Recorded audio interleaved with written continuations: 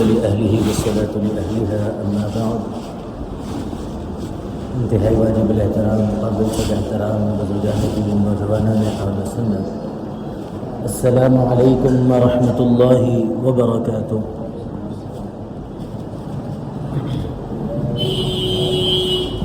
گزشتہ جمعہ جناب نبی کریم علیہ الصلاۃ والسلام اس امت کو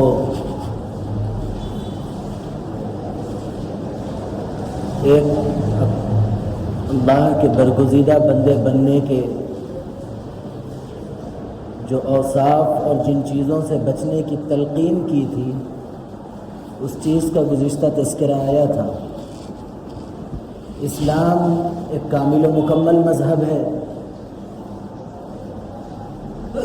اور اسلام اپنے ماننے والوں کو محدود حالات کے اندر یا محدود معاملات کے اندر رہنمائی نہیں کرتا، بلکہ اسلام اپنے ماننے والوں کو ہر گوشے پر، ہر معاملے پر، ہر موقع پر ترغیب دیتا ہے، تعلیمات دیتا ہے کہ اس کو کس طرح کی زندگی گزارنی چاہیے۔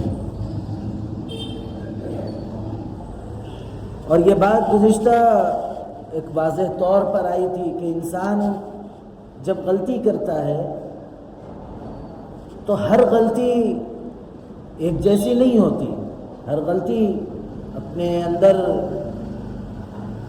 کچھ سزا کے زیادہ مستحق بن جاتے ہیں، کچھ کم رہتے ہیں۔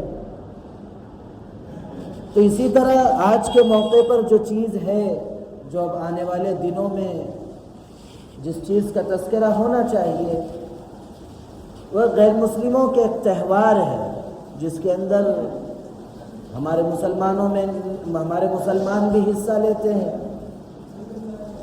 ایسا نہیں ہے کہ اسلام اپنے ماننے والوں کو مذہبی رواداری سے روکتا ہے یا ان کو کسی مسلمان کے علاوہ کسی اور مذہب سے تعلق رکھنے والے لوگوں سے روکتا ہے، ایسا نہیں ہے۔ اور یہ بھی نہیں ہے کہ مکمل طور پر آزاد ہو گئے، بلکہ ان چیزوں کو اسلام نے محدود رکھا ہے، مکمل آزاد نہیں ہے بلکہ محدود رکھا ہے کہ آپ یہ چیز اتنی کر سکتے، اتنی زیادہ نہیں۔ بہرحال خلاصہ کلام یہ ہے کہ یہ جو آنے والا تہوار ہے دیوالی وغیرہ، یہ ایک مذہبی ان کا معاملہ ہے، اس کے اندر مختلف باتیں ہیں۔ کوئی کہتا ہے کہ وہ واپس ایودھیا ہے تو اس خوشی کے اندر جو ہے دیا جلایا گیا، اس سے تعلق رکھتے۔ کوئی کہتا ہے کہ اس میں جو ہے لکشمن کے وہ جو وغیرہ ہے اس کی پیدائش ہے، مختلف چیزیں کہی جاتی ہیں۔ تو بہرحال یہ ان کے عقیدوں سے تعلق رکھنے والی چیز ہے۔ اگر کوئی آدمی کسی غیر مسلم کے کسی بھی ان کے رواج کہیے یا ان کے تہوار کہیے یا ان کے عقیدے سے تعلق رکھنے والی کوئی چیز ہے، اگر اس پر عمل کرتا ہے، اگر اس پر وہ ان کا ساتھ دیتا ہے تو اس کا ایمان اسی وقت ختم ہو جاتا ہے، اس کو تجدید ایمان کی ضرورت پڑتی ہے، کیونکہ اس نے اسلام کو چھوڑ کر غیر مسلموں کے عقیدوں کو اپنایا، جس کی وجہ سے اس کا اسلام خطرے میں پڑ گیا۔ اب یہ ذمہ داری بڑوں پر عائد ہوتی ہے کہ وہ اپنے بچوں پر نگرانی رکھے، ان کو اس چیز کے بارے میں بتائے اور ان کو یہ بھی بتائے کہ یہ چیز ہمارے مذہب سے تعلق نہیں رکھتی، یہ اسراف سے تعلق رکھتی، اس کے اندر فائدہ تو کچھ نہیں، نقصان ہے۔ اگر کوئی چنگاری لگتی ہے، کوئی کچھ ہوتا ہے تو نقصان ہی نقصان ہے، اور اسلام نے ہر ایسی چیز جو نقصان پہنچاتی ہے اپنے ماننے والوں کو فوراً روک لگا دیتی ہے کہ بالکل تم کو کرنے کی ضرورت نہیں ہے۔ اور پھر اللہ کے نبی علیہ الصلاۃ والسلام نے صاف طور پر ارشاد فرمایا کہ من تشبہ بقوم فہو منہم۔ ہم بار بار یہ حدیث سنتے ہیں، ایسا نہیں ہے کہ آج پہلی بار سن رہے ہیں، کہ جب آدمی کسی بھی دوسرے کی جس قوم کی بھی اتباع کرتا ہے، ان کے نقش قدم پر چلتا ہے، ان کے جیسے چیزوں کو کرنے لگتا ہے، تو کل قیامت کے دن اللہ تعالیٰ اس کو مسلمان سے ہٹا کر جس قوم کی وہ جو ہے اپناتا تھا، جس قوم کی چیزوں کو وہ اپنی زندگیوں میں لاتا تھا، اس قوم کے ساتھ اٹھا دیں گے۔ اور پھر اللہ کے نبی علیہ السلام ایک جگہ جو ہے خوشخبری بھی دیتے ہیں کہ المرء مع من احب، کہ کل قیامت کے دن آدمی جس شخص سے محبت کرتا ہے اللہ تعالیٰ اس کو اس شخص کے ساتھ اٹھاتے ہیں۔ اگر کوئی آدمی اللہ کے ولیوں سے محبت کرتا ہے، اللہ کے نبی علیہ السلام سے سچی محبت و عقیدت اپنے دل میں رکھتا ہے، تو کل قیامت کے دن اللہ تعالیٰ انہی لوگوں کے ساتھ اٹھائیں گے جس سے وہ محبت کر رہا ہے۔ اللہ کے نبی سے محبت ہے تو اس کو اللہ کے نبی علیہ السلام کے ساتھ وہ رہے گا۔ اگر وہ کسی غیر قوم سے، ان کی چیزوں سے اگر اپناتا ہوا، ان سے محبت کرتا ہوا نظر آتا ہے تو کل قیامت کے دن اللہ کے نبی علیہ السلام سے اس کو دور کر دیا جائے گا۔ آپ وہ حدیث سنتے ہیں کہ بھگا دیا جائے گا۔ اس لیے جب ہم اللہ کے نبی علیہ السلام کے سے محبت اور عقیدت کا تعلق رکھتے ہیں تو ہم پر یہ ذمہ داری عائد ہوتی ہے کہ ہم آپ کی بتائے ہوئے طریقوں کو اپنائیں۔ آپ نے جن چیزوں سے روکا ہے ان چیزوں سے رکے۔ اگر آدمی نہیں رکتا، ایک بچہ ہے، یہ بار بار مثال غالباً آتی ہے کہ ایک بچہ اپنے ماں باپ کا نافرمان ہے، بات نہیں مانتا، تکلیف پہنچاتا، جس چیز سے ان کو تکلیف ہوتی ہے وہ چیز بار بار کرتا، اور پھر یہ کہتا ہے کہ مجھے اپنے ماں باپ سے بہت محبت ہے، میں اپنے ماں باپ کو بہت مانتا ہوں، میں اپنے ماں باپ کے لیے سب کچھ کر سکتا ہوں، تو کون کہے گا کہ یہ بچہ جو ہے فرمانبردار ہے، سعادت مند ہے؟ کون کہے گا؟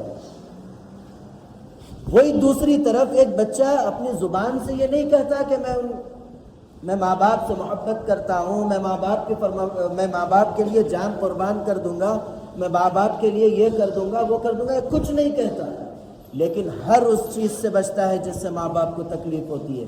ماں باپ کی زبان سے اگر کوئی ایک جملہ بھی نکل جائے تو وہ فوراً کرنے میں ایک سیکنڈ کی دیری نہیں کرتا۔ ظاہر سی بات ہے کہ جو ہے ایک عقل مند اسی شخص کو جو زبان سے نہیں کہتا لیکن عملی طور پر ماں باپ کا جو فرمانبردار ہے اس کو سعادت مند کہیں گے، اس کو فرمانبردار کہیں گے اور اس کے لیے دعائیں بھی دیں گے۔ اسی طرح جناب نبی کریم علیہ السلام سے محبت کے لیے بھی ہم کو صرف زبان سے بولنا نہیں ہے، بلکہ اپنے عملی قدم اٹھا کر آپ سے محبت عمل کے ذریعے بتانا ہے، آپ کی تعلیمات پر عمل کر کے آپ سے محبت بتانا ہے۔ ایسا نہیں کہ میں 4 جملے اگر بول دیا، 4 لفاظی کر دیا تو میری محبت پوری ہو گئی، یہ نہیں ہے، بلکہ اللہ کے نبی علیہ السلام سے محبت تو یہی ہے کہ آپ کی اطاعت کی جائے، آپ کی فرمانبرداری کی جائے، آپ کی کہی ہوئی باتوں پر عمل کیا جائے، اور جب آپ کی کہی ہوئی باتوں پر اگر کوئی شخص عمل کرتا ہے، اس پر عمل پیرا ہوتا ہے، تو پھر وہ کل اللہ کے نبی علیہ السلام کے سامنے جب پیش ہوگا۔ اور اسی طرح جب یہ بات غالباً اس سے پہلے بھی آئی تھی کہ جب بندہ کوئی اچھے اعمال کرتا ہے تو وہ اللہ کے نبی علیہ السلام کے پاس پیش ہوتے ہیں اور آپ اس سے خوش ہوتے ہیں، آپ کے روضہ اطہر میں وہ اعمال پیش کیے جاتے ہیں امت کے۔ اور اگر کوئی شخص نافرمانی کرتا ہے، گناہ کرتا ہے، وہ اللہ کے نبی علیہ السلام کے پاس جب پیش ہوتے ہیں تو اللہ کے نبی علیہ السلام کو اس کی تکلیف ہوتی ہے۔ اب آپ اندازہ لگائیے کہ اللہ کے نبی علیہ السلام اس امت کے لیے کتنا روئے۔ آپ جب رات میں کھڑے ہوتے تو ہم بار بار سنیں کہ آپ کے پیر پر گرم آ جاتے۔